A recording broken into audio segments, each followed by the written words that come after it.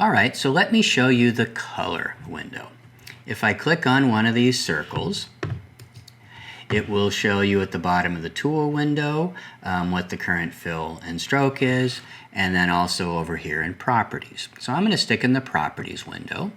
If I click on this little box next to fill, it will open up this. Now we've seen this before in previous videos. This is the swatches window. We'll come back to that. But I want to go to the color window, which is this icon here of the artist palette. And this will show you many things. First and foremost, you will see that this is in CMYK color mode. You can also look up in the document window in the tab and see in the parentheses it tells you right there what the color mode is. So if you're ever not sure, just check up here. So you can see this color here is 100% cyan and then 0 for the other colors. If I click on the magenta, then I will see a similar set of circumstances. So I think you can probably imagine what would happen if I clicked on the yellow circle. Don't hurt yourself. Okay, so that is the color window. Now, what if you want to change the color mode? Well, you can change the color mode for the color itself right here. So right within this color window in the upper right corner are these little parallel lines, and this is pretty much common in all windows in Illustrator. And if you click on those lines, it will drop a menu of related choices. So you'll see here are the different color modes. So you've got grayscale, RGB, HSB, which we're not going to deal with, CMYK, and then web-safe RGB. We aren't going to really deal with that either. Suffice it to say, the three color modes you are going to be using most likely for everything will be CMYK, RGB, and grayscale. So if I want to change this to grayscale, you'll see in essence it just converts it into a gray circle. So I don't want to do that, so I'm going to go Command Z to undo that. And then I'm going to go back to this fill window again, and this time I'm going to change it to RGB color mode. And you'll see that it now converts it into the three color channels for RGB.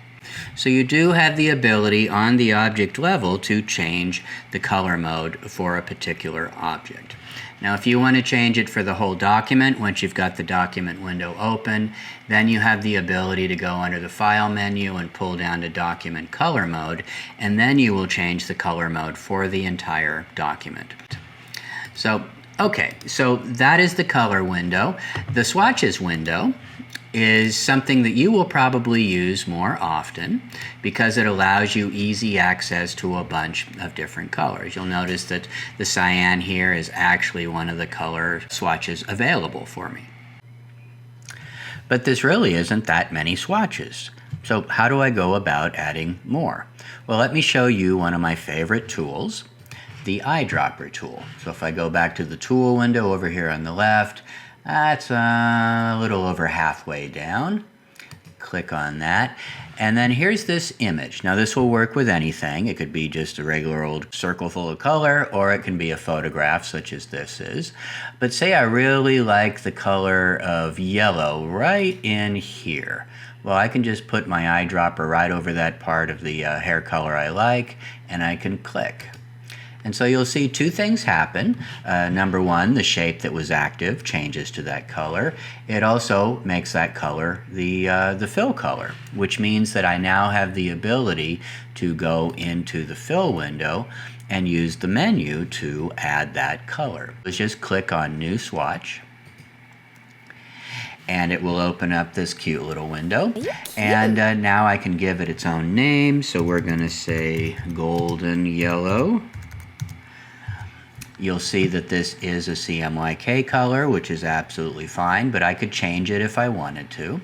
And then finally, I just click OK, and you'll see that it adds it to your swatches. So for instance, where this could be really helpful, say you're working with a photograph and then you're working with other colors around it, you could go and sample a bunch of different colors from the photograph, and that would guarantee that the other colors would go with that image.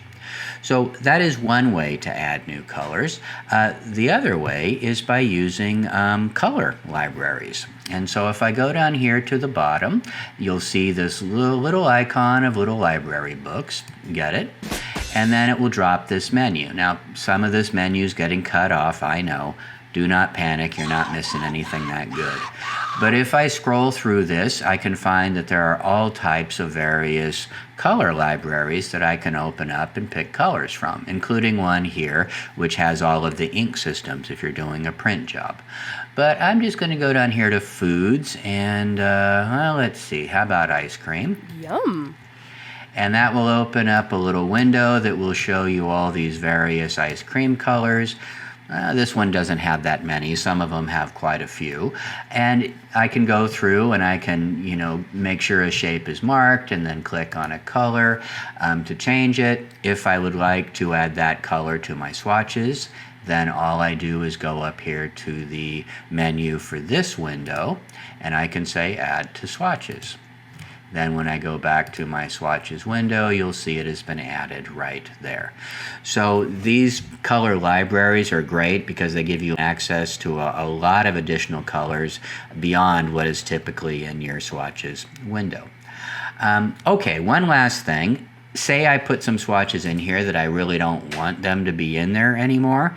Well, getting rid of them is quite easy. So say this green I just added isn't to my liking anymore. I can just make sure that's active and then click on the trash can here and delete the swatch selection. No, I just had a little finger spasm. Yes, delete it, please. If I want to mark multiples, I could get rid of a whole row, say, by clicking here and then holding the Shift key and clicking there. I can also mark additional swatches by holding the Command key, which allows me to mark other colors that are non-consecutive.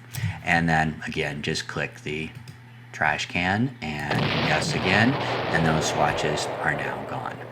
And so that is where I'm going to finish up this video. I hope this has helped. You will discover that as you move into the other programs, Photoshop and InDesign in particular, that things work in very similar manner. You're going to have a color window, you're going to have swatches windows, and you can add and subtract colors in very much the same way. And pretty much all those programs also have an eyedropper tool. So anyway, best of luck. Color me out of here.